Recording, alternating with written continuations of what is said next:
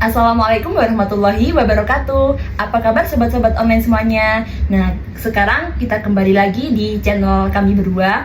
Nah, pada kesempatan kali ini, ada yang baru nih dari konten-konten kami berdua. Dimana pada sebelumnya, mungkin di konten-konten kami berisi tentang keseharian kami di waktu kegiatan perkuliahan atau mungkin konten-konten bermanfaat lainnya. Nah, pada kesempatan kali ini kami akan mempersembahkan sebuah konten baru yang dimana konten ini bisa berupa podcast yang dinamakan Viva Podcast. Nah, jadi pada kesempatan podcast yang di pertama kali ini, saya ini Filosofi Atsaniyah yang akan sebagai memandu jalannya podcast pada kesempatan kali ini. Nah, di sini saya ditemani oleh rekan saya yang bernama Mbak siapa, Mbak?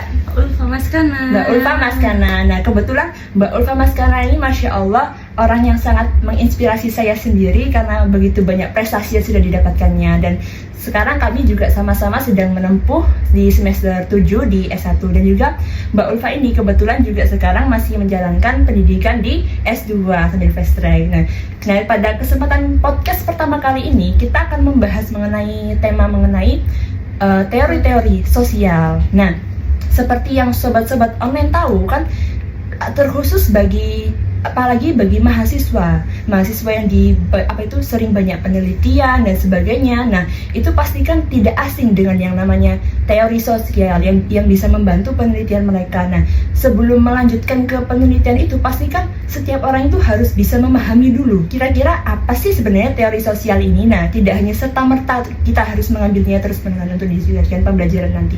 Dan juga pasti mungkin bagi siswa-siswa yang masih sekolah, nah ini mungkin yang berada di jurusan IPS, nah ini pasti banyak bergelut di bidang sosial, terutama yang berkaitan dengan teori sosial ini. Nah, jadi pada podcast yang pertama kali ini kita sama-sama akan belajar bersama terlebih dahulu mengenai apa sih teori sosial itu, bagaimana konsep dasar dari teori sosial ini sebelum kita mengarah ke materi atau pembahasan lainnya mengenai teori sosial. Dan pada podcast kali ini kita bersama akan ditemani oleh Mbak Ulfa yang akan belajar bersama kita untuk membahas teori sosial secara bersama-sama.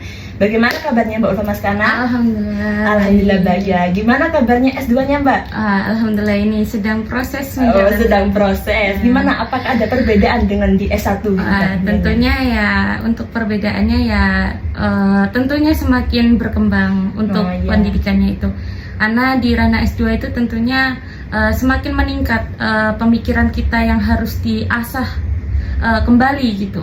Jadi seperti kebiasaan kita yang untuk memahami, mencermati itu menjadi suatu hal yang harus bisa menganalisis, harus bisa menggali, mengidentifikasi dan lain sebagainya. Yang pastinya kemampuan berpikir kritisnya juga semakin meningkat dan kompetensi lainnya juga ya Kak Ulfa ya. Nah, oke, selanjutnya. Nah, Kak Ulfa, saya ingin tanya nih, kira-kira dari teori sosial ini sendiri pengertiannya seperti apa sih Kak Ulfa, biar kita semua ini tahu dan gak asal menggunakan teori sosial aja gitu di penelitiannya khususnya mahasiswa. Oke, baik teman-teman, untuk teori sosial itu sendiri izin untuk menjelaskan pada teman-teman bahwasanya teori sosial itu merupakan sebuah paradigma ataupun pola ataupun bisa juga sebagai kerangka yang mana berisikan suatu teori ataupun kalimat yang mana untuk membantu ataupun memahami adanya suatu fenomena sosial.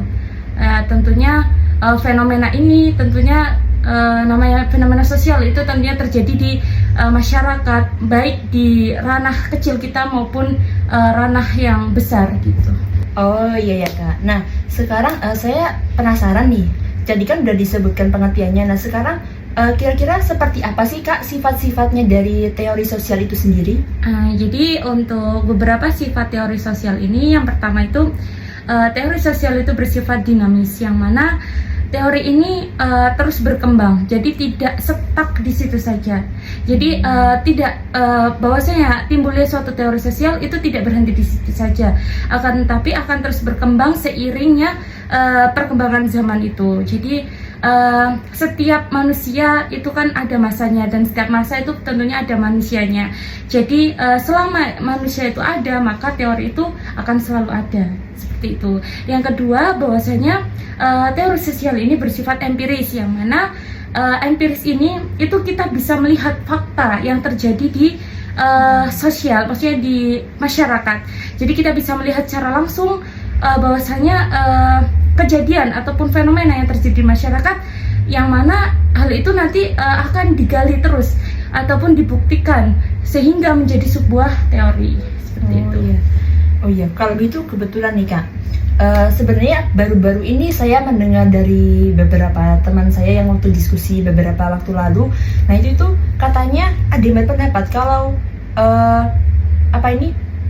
teori sosial ini, mereka berpendapat kalau teori sosial ini bukan berupa fakta empiris, tapi kayak berupa hipotesis yang belum diketahui belum diketahui kebenarannya. Soalnya ada kemunculan kebingungan di pikiran mereka itu, bagaimana kalau misal ternyata teori sosial ini ternyata tidak sesuai dengan fakta sosial yang ada. Nah itu berarti menunjukkan bahwa teorinya itu sudah nggak berguna lagi ya, sudah nggak bisa dipakai ya. Nah itu kan jadi dia beranggapan kalau teori sosial ini merupakan suatu hipotesis dan bukan fakta empiris seperti yang disebutkan tadi. Nah itu bagaimana menurut Kak Ulfa itu? Oke, baik.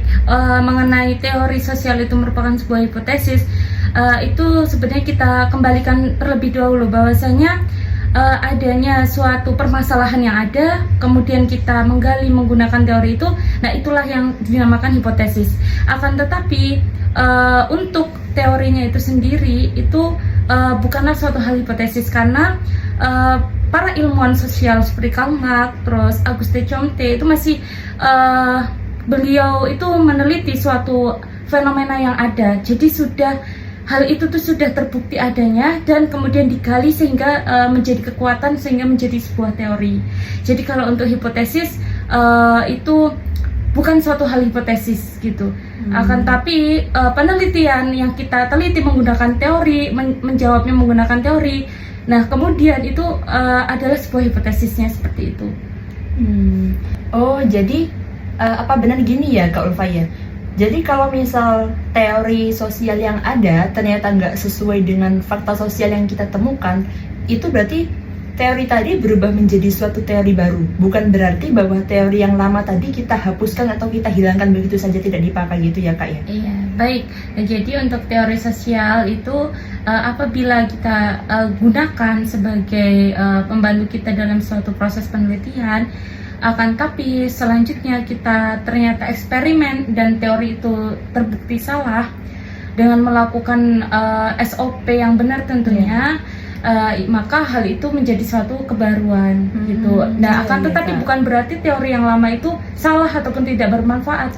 Justru adanya teori lama itu sangat bermanfaat untuk timbulnya teori yang baru. Oh iya. Nah ini nih ada pembetulan dari Kak Ulfa nih, ilmu baru. Nah mungkin bagi teman-teman di luar sana yang masih punya pemikiran bahwa kalau teori sosial yang ada itu ternyata tidak sesuai dengan fakta sosial yang kita temukan, itu teorinya kita hapus, kita tidak gunakan sepenuhnya karena terbukti salahnya itu ternyata ternyata itu masih tetap bisa bermanfaat. Barangkali di kemudian hari teori lama tersebut bisa memunculkan teori yang baru lebih banyak lagi ya Kak ya. Nah itu Kak. Untuk selanjutnya ini, nah tadi kan mengenai pengertian teorinya ya Kak ya. Nah terus sekarang kita melanjut nih ke kayak bahasan-bahasan apa saja, kayak ruang lingkup apa saja Kak yang dibahas di dalam teori sosial ini. Oke, jadi untuk ruang lingkup teori sosial itu yang pertama itu adanya interaksi sosial. Apa sih interaksi sosial?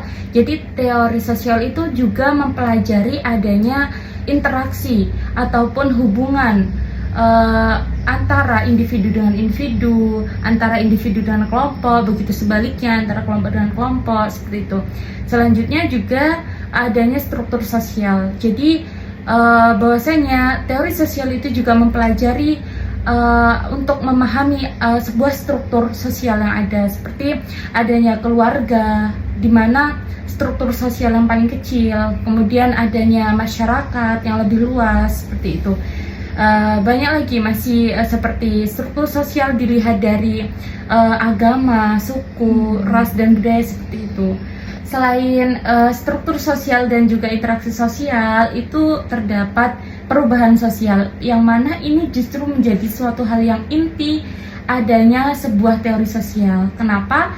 Karena yang melatar belakangi adanya teori sosial itu adalah perubahan sosial, yang mana zaman dulu itu terjadinya revolusi industri. Hal ini menjadi suatu beban ilmuwan sosial untuk mencetuskan suatu hal teori yang berdasarkan fenomena yang terjadi pada saat itu. Oke Kak, ya jadi itu tadi ruang lingkup mengenai teori-teori sosial ya Kak ya. Nah sekarang ini kira-kira kalau dari segi fungsinya teori sosial ini bisa buat apa aja ya Kak ya dari penggunaan teori sosial ini nanti? Oke, jadi tentunya sebuah teori itu memiliki banyak sekali manfaat, terutama terkhusus teori sosial ini. Yang pertama, manfaatnya itu adanya sebuah teori sosial itu meminimalisir adanya suatu perdebatan sejarah di masa lalu. Jadi sebuah validitas ataupun reliabilitas bahwasanya fenomena apa sih yang terjadi di masa lalu, seperti itu. Dan selain itu teori sosial itu juga dapat meraba ataupun memprediksi apa sih yang terjadi nantinya, sosial ataupun fenomena apa sih yang terjadi di masyarakat nanti di masa yang akan datang, seperti itu. Oh iya nih Kak. Nah tadi kan Kak Ulfa menyebutkan fungsinya itu salah satunya apa tadi? Meminimalisir perdebatan sejarah. Nah dari perkataan Kak Ulfa nih jadi saya kepikiran nih. Tadi belum sempat ditanyakan soalnya ya. Apa itu kira-kira ada sejarah yang Kak Ulfa ketahui nggak terkait apa itu adanya teori sosial ini? Selain itu tadi fungsinya maksudnya meminimalisir perdebatan sejarah itu seperti apa ya Kak ya? Oke, baik. Jadi misalnya nih ada sebuah contoh bahwasanya apa sih yang terjadi di waktu revolusi industri, seperti itu. Iya. Jadi ketika Karl Marx itu tidak mengutarakan bahwasanya dulu yang terjadi di masa revolusi industri itu adanya suatu kesenjangan sosial, yang mana manusia itu tidak lagi dibutuhkan seperti hal sebelumnya. Jadi sudah banyak yang posisi manusia itu digantikan oleh mesin-mesin, seperti itu. Iya. Seperti itu mungkin. Kalau yang meminimalisir apa itu tadi? Meminimalisir perdebatan sejarah itu maksudnya gimana kan? Nah, untuk meminimalisir adanya perdebatan sejarah, hal ini tuh dimungkinkan untuk manusia yang selanjutnya ataupun di masa selanjutnya itu ada yang memiliki pendapat bahwasanya yang A itu yang benar, sementara yang B itu berpendapat bahwasanya yang C itu yang benar. Hal ini untuk menemukan titik temunya, maka teori di sini itu sangat berfungsi sekali, seperti itu. Karena teori itu sudah dibuktikan dan sudah dibenarkan dan sudah diteliti berulang-ulang, seperti itu. Oh iya Kak. Memang benar ya sekarang ini di mana terjadinya revolusi industri itu, apalagi di zaman sekarang ini ya sobat-sobat online ya, di mana anak kecil sudah tahu gadget. Ya Allah, zaman kita dulu Kak, gimana Kak dulu Kak? Iya, kita main gobak sodor. Masih main gobak sodor gitu ya Kak ya. Sekarang udah banyak bermunculan AI baru sampai manusia, sampai tenaga manusia benar-benar diganti oleh robot dan sebagainya. Iya, bahkan ya, nanti ada touchscreen gitu Kak. Kabarnya laptop itu nanti tidak berbentuk akan, tapi kita sudah itu, Pak? Layarnya itu tidak nampak seperti yang bisa kita pegang, tapi bisa cuman tinggal ngawang gitu aja ya Kak ya. seperti itu. Masya Allah, ya perkembangan zaman ya. Nah, makanya kita sebagai generasi muda juga harus berhati-hati, memperbanyak diri dengan ilmu. Kayak Mbak Ulfa ini contohnya ini, yang Masya Allah, semoga kita semua senantiasa berada di jalan kebaikan dan senantiasa mendapatkan ilmu yang bermanfaat. Amin, ya Allah. Kira-kira sekarang ini saya penasaran nih, kira-kira Kak Ulfa ada pengalaman nyata nggak yang melihat tentang terjadinya teori sosial di zaman sekarang ini? Oke, jadi tentunya ya mengalami dong gitu kan. Karena kenapa? Karena teori sosial ini merupakan teori yang dipergunakan untuk manusia gitu kan. Jadi salah satunya apa? Ya contohnya Kak, sekarang Kak, nih, gimana, Kak? salah satunya ini kita sekarang sedang berinteraksi. Jadi adanya interaksi antara individu dengan individu ini juga merupakan ruang lingkup teori sosial itu sendiri, seperti itu. Begitu nih Kak. Oke. Nah, mungkin itu tadi ya sekilas mengenai tentang konsep dasar teori sosial. Nah, sekarang kita menuju ke pertanyaan yang terakhir nih Kak, dan yang paling penting nih. Nah, kira-kira dari dari sekiranya kita belajar mengenai konsep dasarnya teori-teori sosial ini tadi, kira-kira apa sih Kak pentingnya kita mempelajari teori sosial, atau apa sih Kak pentingnya teori sosial ini bagi kehidupan kita umat manusia ini di kehidupan sehari-hari gitu Kak? Oke, baik. Jadi ini merupakan sebuah manfaat ya adanya sebuah teori sosial ini. Yang pertama tentunya misal kita sebuah penelitian ataupun sebuah peneliti ataupun seorang aktivis, maka teori sosial ini tentunya sangat dibutuhkan dalam satu penelitian seperti itu. Seperti kita para mahasiswa itu ya sangat membutuhkan sebuah teori ini. Nah, selanjutnya apa sih yang dibutuhkan masyarakat luas misalnya? Nah, misalnya adanya suatu fenomena ataupun kejadian yang mana misal Mbak Via ini seorang guru, akan tetapi beliau nanti tinggal di suatu masyarakat, terdapat tetangga yang mungkin pekerjaannya itu ala kadarnya. Nah, hal itu di mana orang itu akan menghargai itu berbeda, menempatkan orang itu berbeda. Hal itu dengan kita memahami adanya teori sosial, maka kita akan memahami perlakuan orang kepada kita. Mungkin itu. Iya Kak.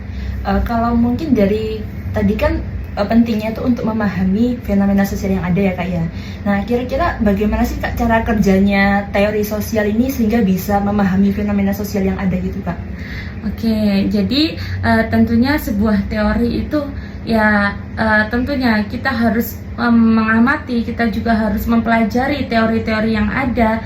Selanjutnya kita validitaskan ataupun kita langsung membaca keadaan atau situasi yang ada di sekitar kita seperti itu. Misalnya Kak, seperti apa itu Kak? Ya, tadi seperti adanya perlakuan dari tetangga yang tidak baik ataupun lain sebagainya, maka kita bisa langsung mengambil pernyataan bahwasanya hal itu sebuah hal yang mungkin saja orang bisa melakukan kepada kita atas perlakuan tersebut, karena kita sudah memahami adanya sebuah teori tersebut seperti itu.